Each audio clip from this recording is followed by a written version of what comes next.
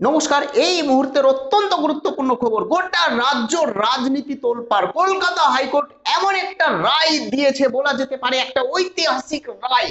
এমন রায় স্বাধীনতার আগে আমাদের ভারতে, স্বাধীনতার পরেও কোনো আদালত এমন রায় দেয়নি যেটা আজকে কলকাতা হাইকোর্ট রায় দিয়েছে। কি রায়?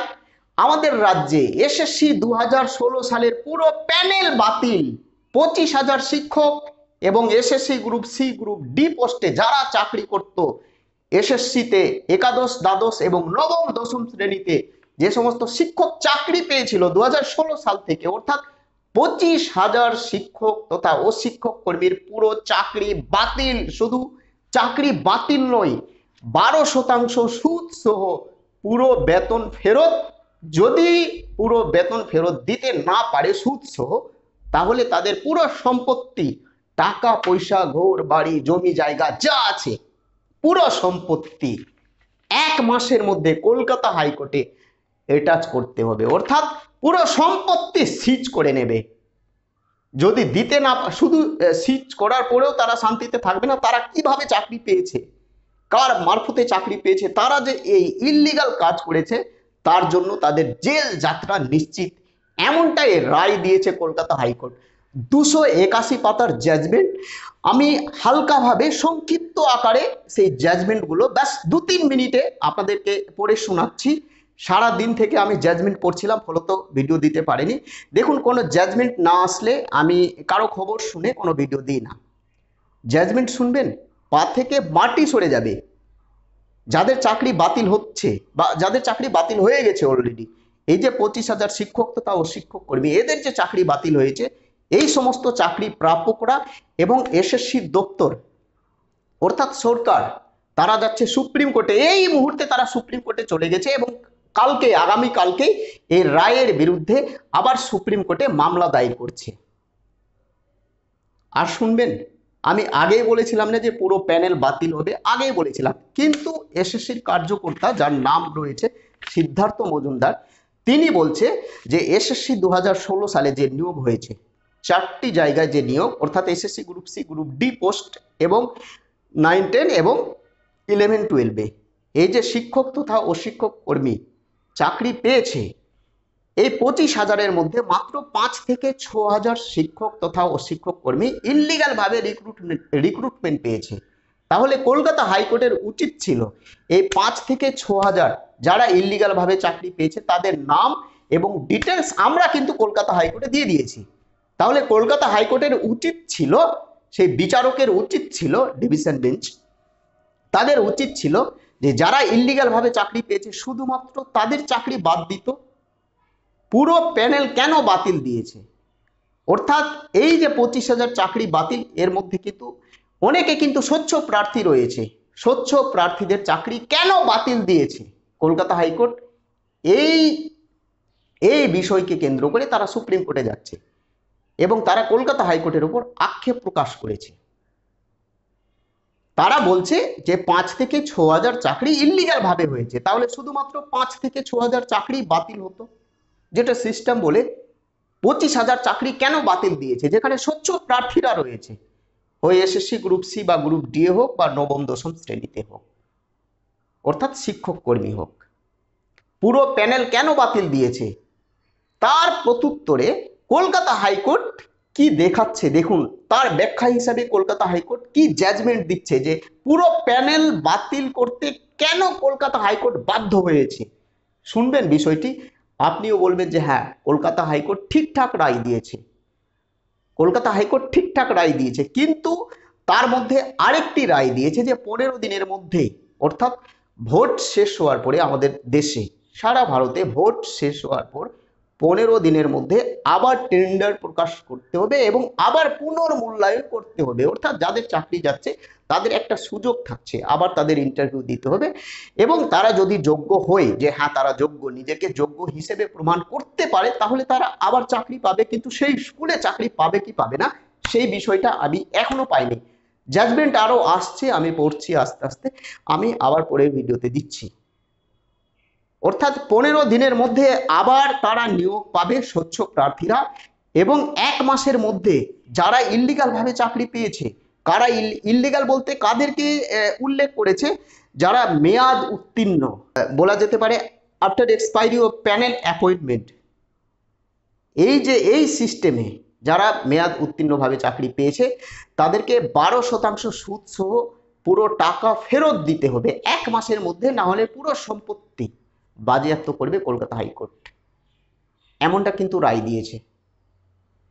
এর বিরুদ্ধে 348টি মামলা ছিল, অর্থাৎ এসএসসি 2016 সালে যে পরীক্ষা হয়েছে, এসএসসি 2016, একাদশ, দ্বাদশ, নবম, দশম এবং SSC group C, group D, এই 4টি জায়গায় যে রিক্রুটমেন্ট হয়েছে, এর বিরুদ্ধে 348টি মামলা ছিল, অর্থাৎ 348টি মামলা রিট পিটিশন ছিল।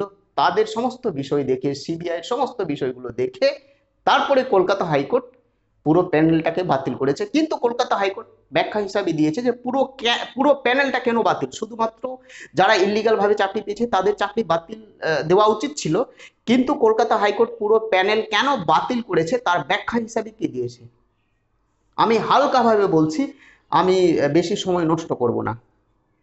প্রথমে বলছে যে এখানে মাল্টিপল দুর্নীতি হয়েছে, 17 রকম ভাবে দুর্নীতি হয়েছে, মাল্টিপল দুর্নীতি।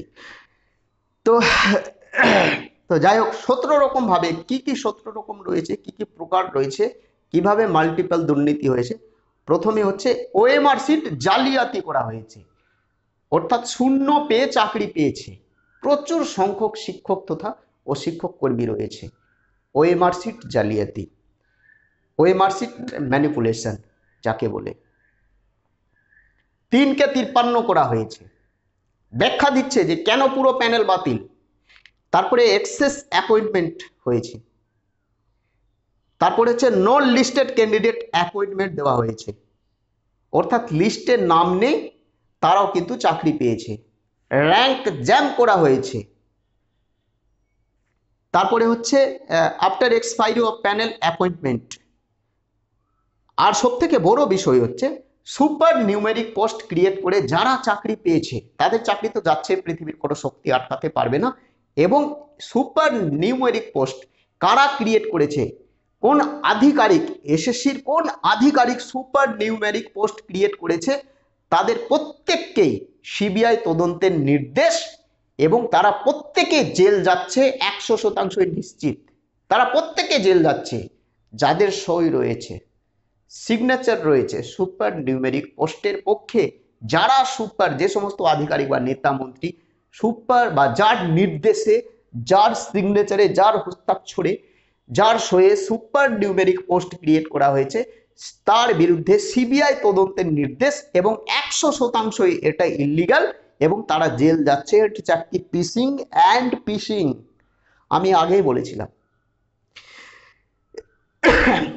দেখুন, অনেক পাতার রায় রয়েছে, আমি হালকাভাবে বলছি, বেশি সময় নষ্ট করছি না। তারপরে হচ্ছে নাইজার যে এজেন্সি, যেটা ওএমআর মূল্যায়নকারী সংস্থা, তারা যে ওএমআর সিট মূল্যায়ন করছে, এসএসসির কার্যকর্তারা জানছেই না, কোনো পারমিশন নেই, কোনো অনুমতি নেই, অথচ তারা ওএমআর সিট মূল্যায়ন করছে। একটা চাঞ্চল্যকর খবর কলকাতা হাইকোর্টে, আমিও জানতাম না, যেটা রিপোর্টে আজকে পেলাম, রায়ে যেটা দেখতে পেলাম। তো যাই হোক, এই হচ্ছে বিষয়। এতভাবে আমি আর পুরো বিষয়ে যাচ্ছি না, সময় নষ্ট হবে।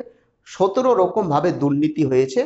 এই 17 রকম ভাবে যে দুর্নীতি হয়েছে, কারা স্বচ্ছ কারা অস্বচ্ছ সেটা সেপারেট করা যাচ্ছে না, কলকাতা হাইকোর্টের পক্ষে আর সেপারেট করা সম্ভব হচ্ছে না। এবং এসএসসি কার্যকর্তাদের পক্ষ থেকেও কারা কারা স্বচ্ছ কারা কারা অস্বচ্ছ নাম ধরে ধরে এবং 24 লক্ষ এমআরসি দেখে সেপারেট করা যাচ্ছে না। সেই জন্য কলকাতা হাইকোর্ট বাধ্য হয়েছে যে এই যে মাল্টিপল দুর্নীতি হয়েছে, কারা কারা যোগ্য কারা কারা অযোগ্য,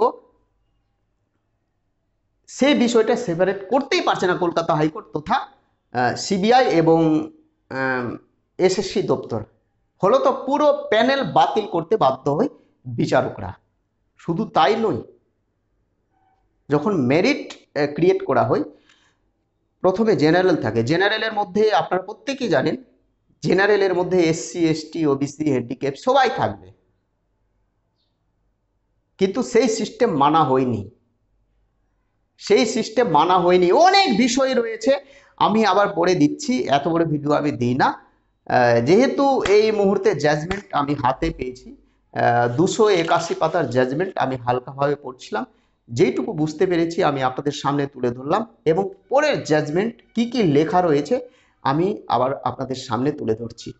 নতুন হয়ে থাকলে সাবস্ক্রাইব করে দেবেন। এবং আজকে প্রাইমারি টেট 2014 ওএমআর চ্যালেঞ্জ বিষয়ে মামলা উঠেছে। তো পর্ষদের পক্ষ থেকে যে মেন আইনজীবী সে ছিল না, এবং তার পক্ষ হয়ে লক্ষ্মীকান্ত একজন আইনজীবী, সে কিন্তু আজকে ছিল। তো সেই বিষয়গুলো উঠেছে, আমি পরে আলোচনা করছি। ভালো থাকবেন, সুস্থ থাকবেন। নতুন হয়ে থাকলে চ্যানেলটিকে সাবস্ক্রাইব করে দেবেন। জয় হিন্দ, বন্দে মাতরম।